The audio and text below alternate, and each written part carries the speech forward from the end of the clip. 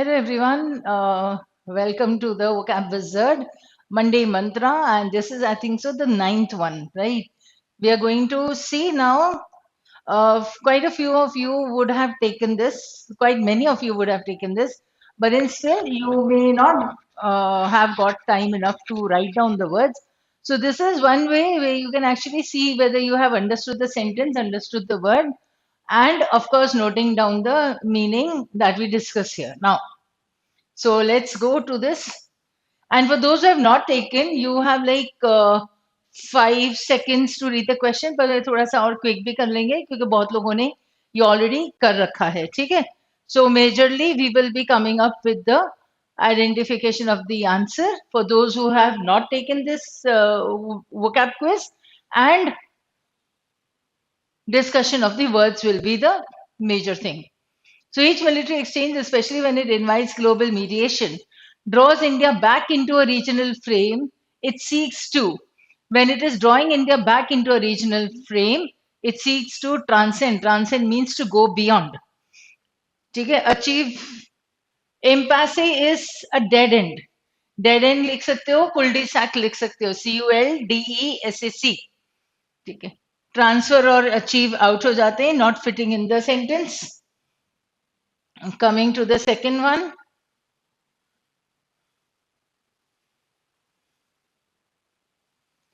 So, esprit de corps. So, this is spirit of the corps. Corps means a group or a body. So, spirit of the group. Yes, the moment you see it, आप आराम से mark कर सकते हो अपने जिसे नहीं लिया है ये टेस्ट पहले वो लिख सकते हैं. Spirit of the times के लिए एक word आता है Zeitgeist. Right? I'll give you the spelling so you write it. Those who have not noted, ZEITGEIST. Right. एक जर्मन ओरिजिन वाला वर्ड है. स्पिरिट ऑफ द ग्रुप यानी टीम स्पिरिट हो गया ये स्पिरिट दी कॉप्स. ठीक है. और स्पिरिट ऑफ द कॉप्स तो हो नहीं सकता है. कॉप्स यानी डेड बॉडी, तो स्पिरिट ऑफ द कॉप्स तो उड़ गई है ऐसा लगता है. Third question. Italy has also shown its dash on the organizational side. Country hosts one of the 9 Masters 1000 events, one rung below the Grand Slams. One rung below the Grand Slam होते रंग होती ladder में. सीढ़ियां जो हम success की चढ़ते जाते हैं ना, हर एक सीढ़ी को रंग कहते हैं इन दैट लैडर. तो इटली क्या है अभी वो ग्रैंड स्लैम से सिर्फ एक कदम नीचे जो है, वन रंग लोअर राइट और बिलो. ठीक है. So that is Italy is showing it's heft. मतलब अपना दमखम बता रही है, अपनी ऑर्गेनाइजेशन स्किल्स बता रही है वो कि देखो मैं भी ऐसी इवेंट्स हैंडल कर सकता हूँ जो ग्रैंड स्लैम से सिर्फ एक कदम नीचे है. That means I am ready to host a grand slam also. तो अभी दुनिया में 4 हैं लेकिन 5 भी हो सकते हैं. This is what can be inferred. Coming to the fifth question. Skewed. ठीक है. स्क्यूड का मतलब होता है टेढ़ा होना, डिस्टॉर्ट होना, डिसफिगर होना. सो हमारे पास एक वर्ड है that is tilted. Tilted is leaning, inclined. Right. Erect is something that is straight. Stable is something that is steady, not moving. Right. Constant वो stable होता है. Strewn का मतलब होता है बिखरा हुआ, like rubbish. तो strewn is like strewn, not necessarily rubbish होता है, but strewn is scattered. और scattered तो autumn में जब leaves, dry leaves गिरती है ना, पतझड़ जब होता है, तो अभी भी वो strewn. I could see the garden path was strewn with dry leaves. Right. और the room was strewn with flowers. हमेशा स्ट्यून हम नेगेटिव क्यों यूज करते हैं? स्ट्यून यानी बिखरे हुए, spread out. Next. So the first of Trump's to dash into regional geopolitics was a 30-minute meeting with al-Shara in Riyadh in the presence of the Saudi prince. Right. So how he started his next second term of being a president ना, तो उन्होंने सबसे पहले क्या किया, 2 चीजें की थी जियोपॉलिटिकल लेवल पर. तो उसे हम कहेंगे forays. How he went out to meet the other people on the geopolitical front. ठीक है. सो उसे फोरेज कहते हैं. एडवांसेस का मतलब बस एक कदम आगे, एक कदम नहीं. Advance is to take a step ahead. In that way, probes is mainly into investigation and ferries is like very frequent going and coming. ये भी हो सकता है. और फेरी एक तरीके की बोट भी होती है अगर हम नाउन फॉर्मेशन लेते हैं. और अगर हम वर्ब फॉर्मेशन लेते हैं जो कि फेरीज होता है, मत going here and there for small tasks और एरर्न्स.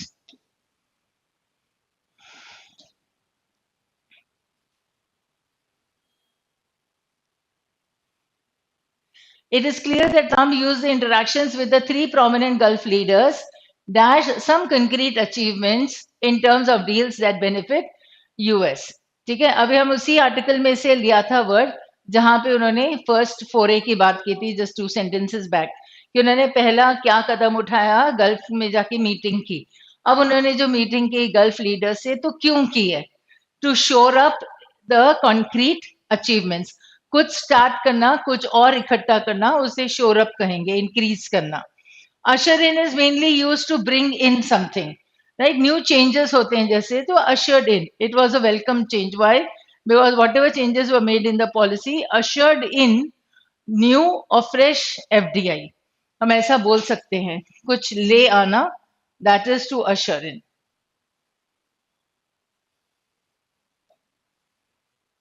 So neither side ruined the dash by mentioning Gaza or the killing of Palestinians, even ignoring the violence. So उन्होंने अपना जो माहौल था उसे बिगाड़ना नहीं चाहा. ये है सेंटेंस का meaning.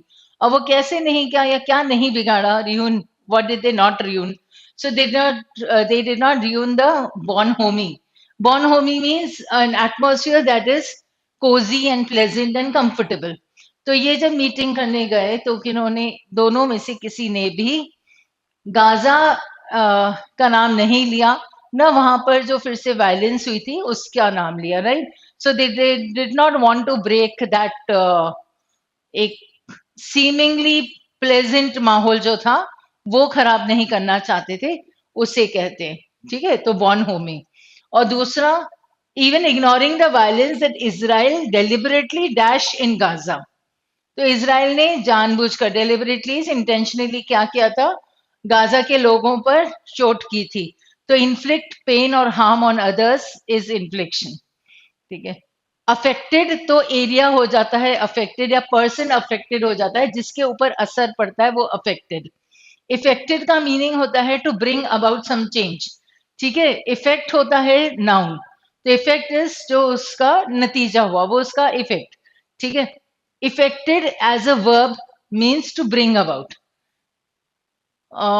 Committee is similar to a committee, as I had said earlier, and homily is the sermon or the speech that is given in the church. तो उसे homilies कहते हैं. Opulence, enc ending word है. ठीक है, तो मतलब noun formation हो गया. तो opulence is something that is rich. तो सम्शियस का मतलब होता है रिच, वेल्थ, एफ्लुएंस. ये हो जाएगा सम्शियसनेस. रिचनेस कर सकते हो, वेल्थ कर सकते हो, एफ्लुएंस लिख सकते हो, AFFLUENCE. ठीक है. Impoverishment is related to poverty, आप लिख लो भले. Impunity is where you are not getting a punishment, is impunity. Openness is being straightforward. Why US ramped up push for India-Pakistan ceasefire and how it may have found something. तो US ने India Pakistan के cease fire के लिए दम लगाया, उसे push करना चाहा. ठीक है. But and how it may have found, तो उसे क्या मिला होगा. एंड ओपन डोर उसे कैसे मिला, that is the question. Closed door उसे नहीं मिल सकता, क्योंकि क्लोज डोर के थ्रू वो इंडिया पाकिस्तान के बीच में एंट्री नहीं करेगी अगर सबने उसके लिए दरवाजे बंद करें तो कहीं ना कोई तो एंट्रेंस खुला होगा. तो यूएस अंदर आ गया, that is it.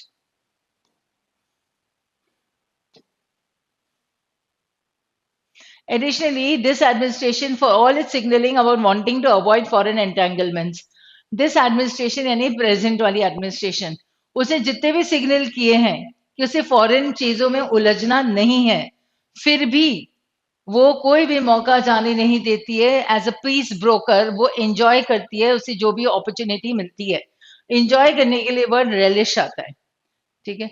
So evade का मतलब होता है बचना, पर यहाँ पे ऑलरेडी था हमारे पास कि जितना भी वो दिखा ले कि बचना चाहती है, वो उलझना नहीं चाहती है, पर फिर भी उसे मजा आता है एक पीस ब्रोकर बनने में। ठीक है।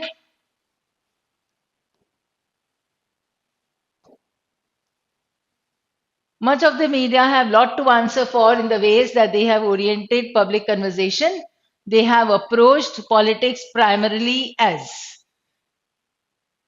ओरिएंटेड का मतलब होता है पब्लिक कन्वर्सेशन उन्होंने घुमाया है, लेकिन पब्लिक अप्रोच पॉलिटिक्स, उन्होंने अप्रोच कैसे किया पॉलिटिक्स को? एज अ हॉर्स रेस, मतलब हर एक एक दूसरे के पीछे है। एक क्लोज कॉन्टेस्ट यानी हॉर्स रेस होता है। रैट रेस यानी सबका डायरेक्शन एक ही है। ठीक है, वहां पे कंटेस्ट की बात नहीं है, सबको होड़ लगी हुई है, सबको एक ही जगह पहुंचना है, वो रैट रेस होता है। Nuclear factor is a likely other reason the US intensified its involvement. Washington was likely dash to critical developments on May 9। तो वो क्या हुआ था? वो जो टू क्रिटिकल डेवलपमेंट्स May 9 पे हुई थी, उससे यूएस हो सकता है थोड़ा सा नर्वस हो गया था। स्पूक्ड बाय, स्पूक्ड बाय यानी नर्वस, स्पर्ड बाय यानी उसे जैसे on the spur of the moment होता है। तो spur is something that is bringing about an effect, pushing you. Unruffled by means indifferent to, not affected by. India had already hit major terrorist infrastructure sites in Pakistan, and then it targeted Noor Khan, which dashed Pakistan's generals. ठीक है, तो India had already hit को समझो, और फिर and then it targeted नूर खान। इससे पाकिस्तान के general क्या हो गए? इससे वो शॉक हुए, अमेज हुए, इंफ्यूरिएट हुए? नहीं, वो अननर्व हो गए। अननर्विंग डिक्लेरेशन, तो अननर्विंग इफेक्ट। तो अननर्विंग का मतलब होता है नर्वस हो जाना। ठीक है, नर्व से नर्वस सिस्टम कर लो, तो अननर्विंग इफेक्ट का मतलब होता है नर्वस सिस्टम ऐसे थोड़ा सा खराब हो गया। तो थोड़ा सा नर्व, एक का मीनिंग एक और होता है, नर्व का मतलब हिम्मत होती है, करेज। तो अननर्विंग यानी जहां पे हिम्मत थोड़ी सी कम हो जाती है, ये इसका मीनिंग आ जाता है लिटरली भी अगर आप समझेंगे तो two major terrorist infrastructure attacks जब हुए, ठीक है, इससे ये कहीं ना कहीं थोड़ी सी नर्वस हो गई, या उसका जो उसकी जो हिम्मत थी वो कम हो गई, तो अननर्विंग इफेक्ट होगा। इन्फ्यूरिएटेड इज गुस्सा आना, तो इन फ्यूरी, फ्यूरी अंदर आ गई, इन दैट वे इन्फ्यूरिएट आ जाता है, किसी को गुस्सा दिलाना, is to infuriate someone. Scariest thing about AI is not that it can brainwash Dash, but that those who hold its reins, hold it से ही समझ में आ जाएगा कि जो लगाम, जिसके हाथ में उनकी लगाम है, तो उसके लिए हमारे पास रेंज वर्ड आ जाता है, REINS। That is the best word here, because REIGN range का मतलब होता है रूल करना। ठीक है, और वेन्स तो यानी नसें हो जाती हैं, VEINS वाली। ठीक है, तो we have the word multitudes, so it can brainwash multitudes, मतलब हजारों लोगों को एक साथ वो ब्रेन वॉश कर सकता है एआई। लेकिन प्रॉब्लम कहाँ है? जिसके हाथ में उसकी लगाम है एआई की, वो प्रॉब्लम वाले लोग हैं। This is an dash point for India to transform from a cost-driven export economy to a value-creating global powerhouse. ठीक है, so it is some point, some kind of point जहां से वो ट्रांसफॉर्म हो जाती है। इसका मतलब चेंज वर्ड आना चाहिए हमारे पास, उसका मीनिंग। ठीक है, तो it is inflection point. Inflection point in physics as well as anywhere in any other field, it is still, it still means the same, that is a point of change, जहां से वो एक पूरी तरीके से अपना रास्ता बदल देती है, अपना कोर्स बदल देती है। That is called an inflection point. Reflexive action हो जाता है पलट के आना। रिफ्लेक्शन अपना जो मिरर में दिखाई देगा वो हमारा रिफ्लेक्शन, और inflection is to cause harm on others. The US, returning to its dash role of crisis manager, has momentarily revived the India-Pak hyphenation that Delhi has long worked to dismantle. ठीक है, so we need a word for its role. तो role हमारे पास है well worn role, मतलब ये अपना role as a crisis manager बहुत अच्छे से निभा लेती है यूएस, इसीलिए वो वेल वॉर्न आ जाता है. वॉर्न आउट का मतलब होता है पूरी तरीके से खत्म हो जाना, ऑलमोस्ट थ्रेड बेयर हो जाना. और वेल टक्ड का मतलब होता है वे यू टक इन मीन्स पुट इन. मेनली हम जब ड्रेसअप हो जाते हैं तो टक इन शर्ट्स कर लेते हैं अपनी जीन्स में, तो उसे कहते हैं टू टक इन. तो वेल टक्ड ऐसे होता है, टू पुट इन.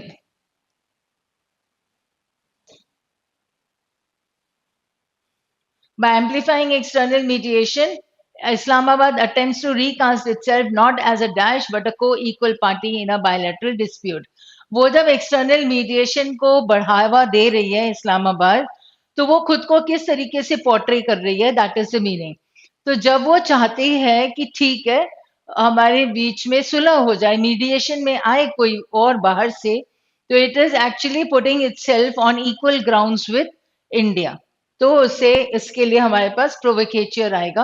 तो एज अ प्रोवोकेटर नहीं देखेंगे लोग उसे, और एज अ को इक्वल पार्टी देखेंगे.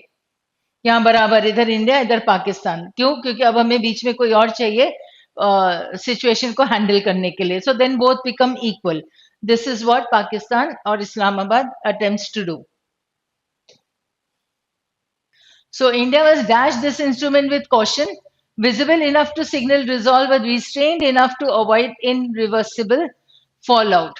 तो ये जो भी इंस्ट्रूमेंट है उसे बड़ा ध्यान से यूज करना है, इतना विजिबल हो कि हाँ हमारा रेजोल्यूशन, हमारी हिम्मत दिख जाए, और इतना रिस्ट्रेन्ड हो कि वो इरिवर्सिबल फॉल आउट को अवॉइड कर दे. मतलब अगर इससे ज्यादा यूज किया तो इसका नतीजा अब हमारे हाथों में नहीं रहेगा इन दैट वे. तो you are there on a very thin line और thin rope, thin ice you can say. ठीक है, तो you need to use this instrument, India needs to use this instrument in such a way to be very careful. तो wield के लिए use आ जाएगा. Yield का मतलब होता है टू गिव इन, शील्ड का मतलब होता है टू प्रोटेक्ट, और फील्ड का मतलब होता है एरिया और एरिना. रियल्म भी हो सकता है, साइंटिफिक रियल्म, तो साइंटिफिक फील्ड हो जाएगा. India must prepare for conflicts where adversaries are networked, platforms are interoperable, and escalation is dash ambiguity. तो अब इंडिया को किस तरीके के कॉन्फ्लिक्ट के लिए तैयार होना पड़ेगा, तो उसके एडवर्सरीज कैसे हैं अब. ठीक है, नेटवर्क्ड हैं, पूरी तरीके से जुड़े हुए हैं एक दूसरे से, इंटर ऑपरेबल हैं, एक नहीं तो दूसरा काम करेगा उसके लिए. एंड एस्केलेशन, जो एस्केलेशन होता है it is layered with ambiguity. तो एस्केलेशन होता भी है, कैसे होता है, रियलिटी में होता है या नहीं होता है, अभी भी एम्बिग्विटी है. स्टेप्ड इन नहीं आएगा, स्टीप्ड विथ नहीं होता है, स्टीप्ड इन होता है. These are the phrasal verbs and how they are used. Tripura is yet to dash of India's import restrictions on neighboring Bangladesh, as items such as fish, LPG, edible oil do not fall under curbs.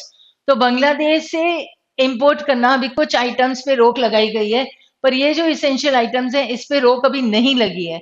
नहीं लगी है तो त्रिपुरा को इसका पूरी तरीके से एहसास नहीं हो रहा है. That is the meaning of the sentence. So you use the word feel the pinch. He is not feeling the pinch there. ठीक है, तो फील द हीट का मतलब क्या होता है. फील द हीट का मतलब होता है कोई बड़ा गुस्से में है. ठीक है, तो you feel the heat there, या कुछ ना कहीं तो लोग भड़क उठेंगे. That is to feel the heat. Feel the pinch means way you are getting affected, it is hurting you. World is moving on from the dash, that may be a good thing. ये एक heading थी. ठीक है, and I would suggest कि जिसने अभी तक ये आर्टिकल नहीं पढ़ा है काइंडली पढ़ लेना, पिछले हफ्ते का है ये article. The world is moving away from a semicolon. ये एक head, as I said this was a heading. Semicolon is, this was पहली on language and writing and punctuation marks पर ही था ये. Predilection as a word you can break it and understand also. तो pre का मतलब होता है पहले, बिफोर वाला. तो पाशा हम कर सकते हैं, पर पाशा का मतलब होता है पहले से ही एक moving towards something. So you have a liking for something, that is called a pasha. Penury is being poor. Penurious impoverishment हमने वर्ड किया है ये. तो this is penury is being poor. Wane means decreasing. And waver means ठीक है, just let it go. तो brush it aside, उसे waver कहते हैं.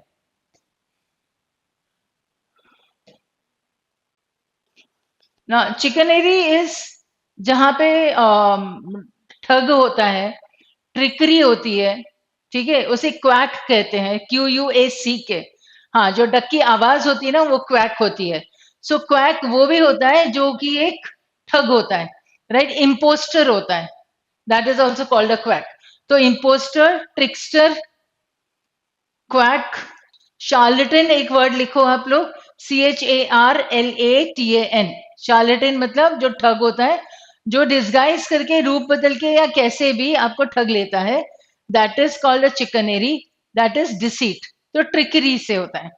चिकन हार्टेडनेस का मतलब होता है way you are very much afraid of something. तो coward, timorous will be the word for chicken hearted. ठीक है. और डिफिडेंट कर सकते हो. सोफिस्टिकेशन के लिए आप वर्ड पॉलिश कर सकते हो, सिविलाइज्ड कर सकते हो, एलिगेंट कर सकते हो. स्वाव होता है SUAVE, राइट. तो suave, polished, refined, civilised, elegant, debonair you can use. ठीक है, ये सब सोफिस्टिकेशन है. वेल प्रेजेंटेबल वाले लोग जो रहते हैं वो sophisticated. Uprighteousness is being like straight forward, righteous हमेशा से सही, वो हो जाएगा अपराइटनेस. प्रीकर्सर, अगेन प्री का मतलब होता है पहले आना. तो प्रीकर्सर और कर्स मतलब कोर्स हो जाता है, कोर्स यानी रास्ता. तो प्रीकर्सर यानी आपको रास्ता पहले से ही बताने वाला. तो जो बताएगा आपका रास्ता आपको, वो फोर रनर हो गया. आगे आगे दौड़ेगा, पीछे पीछे पूरी सेना, वो फोर रनर. तो प्रीकर्सर मीन्स फोर रनर. एक और वर्ड कर सकते हो आप, मैसेंजर. दूसरा एक वर्ड होता है हार्बिंजर, HARBINGER. ठीक है. So you have the word forerunner here. Fag end is the last part of something. Tailwinds is something that is pushing you from behind. And successor, of course, who is coming after you. लेकिन ये कौन होगा? Before us.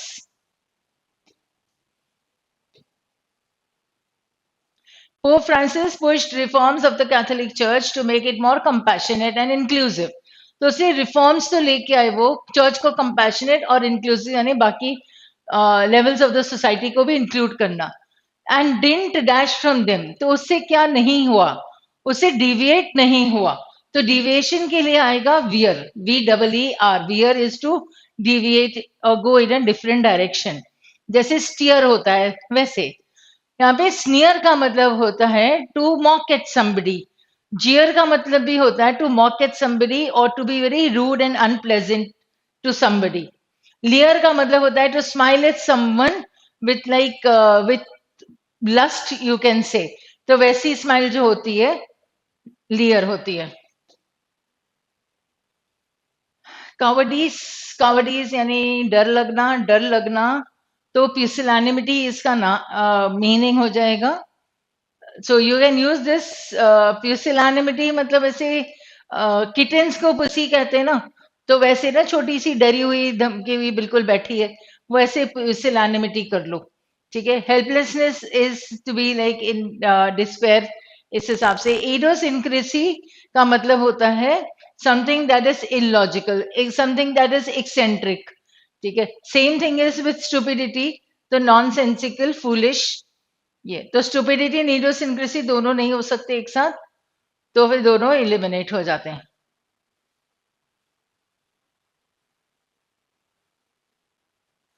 The crisis of the current moment is commercial society has unleashed individuals who are. तो अभी जो society है commercial society है, उसके इंडिविजुअल्स जो है वो अनलीज्ड है. मतलब इनके ऊपर कोई रोक टोक, कोई लगाम नहीं है, कोई कंट्रोल नहीं है. और यही individuals they are dash from each other और from some greater social fabric. तो सोशल फैब्रिक में भी वो इंक्लूडेड नहीं है, न अटैच्ड हैं, क्योंकि वो अनलीज्ड है। तो अनमूड हमारे पास बेस्ट आंसर बन जाता है। मूड का मतलब होता है एंकर होना, अटैच होना, और ये किसी भी सोशल फैब्रिक के हिसाब से दे आर नॉट अटैच्ड।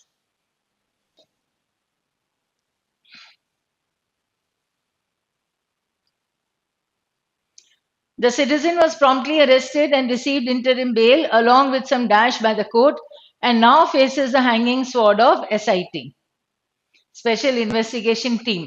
तो उसे कोर्ट से क्या मिला? इंटरिम बेल तो मिल गई, लेकिन थोड़ी सी डांट भी पड़ी।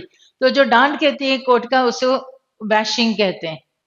अबैश का मतलब होता है टू बी, क्या बोलते हैं उसको, अशेम्ड ऑफ समथिंग, अबैश्ड होता है। The South African president tried to dash the situation with a joke. I am sorry, I don't have a plane to give you, alluding to the recent gift by Qatar. So he tried to ease out the tension. तो tension को कम कर देना will be diffuse, है ना? नहीं तो fuse उड़ जाता है ना, जैसे तो भड़क उठता है वो। ठीक है, तो डिफ्यूज यानी उसको, जैसे बॉम्ब्स को डिफ्यूज किया जाता है फिर एक्सप्लोड नहीं होगा वो, उस हिसाब से ये डिफ्यूज किया उसने टेंशन को। ये डिफ्यूज का मतलब होता है स्प्रेड हो जाना। enthuse is related to enthusiasm, and effuse or effusive is something that is in large numbers, plethora जैसे हो जाएगा। तो बहुत ज्यादा तारीफ करना, उसके लिए हम effusive praise कर सकते हैं। You can write these two words so that you understand how to use the word effusive. Trump tried to ambush South African President Ramaphosa with footage of questionable क्या? उसे कुछ फुटेज दिखाए, उसे कुछ videos दिखाए जो कि क्वेश्चनेबल था, तो क्वेश्चनेबल एविडेंस था, इसके ऊपर क्वेश्चन उठाया जा सकता है। और वो क्या था? 4 minute video showed out of context clips of the protesters. तो प्रोविनेंस के you can relate it to proof, तो प्रूफ से प्रोविनेंस हो जाएगा। Last question, esoteric, esoteric is something that is not understood, right? तो डिकोडेड और decrypted का मतलब होता है अंडरस्टूड। एनकोड किया जाता है और फिर उसे डिकोड करके हम समझ लेते हैं मैसेज, वैसे ही डिक्रिप्टेड मैसेज समझ लेते हैं। लेकिन हमें क्या चाहिए? Something that is incomprehensible, something that is arcane, something that is abstruse, ABSTRUSE, abstruse कहते हैं, जो कि इनकॉम्प्रेबल, कॉम्प्रिहेंसिबल होता है, अनफैदमेबल होता है, या you can not figure it out. हम ये चीजें भी लिख सकते हैं। I am making it very clear and slowly I am speaking so that you are able to note it down. And overt is something that is open, openly done. Covert is something that is covered or hidden. तो ये covert हो सकते हैं क्योंकि हमें इसका meaning समझ में नहीं आता है। ठीक है, so that's all for today, and all the best for your next Monday mantra, and keep reading. So be logical, stay logical, be positive, and yes, you need to read, so keep reading. Thank you.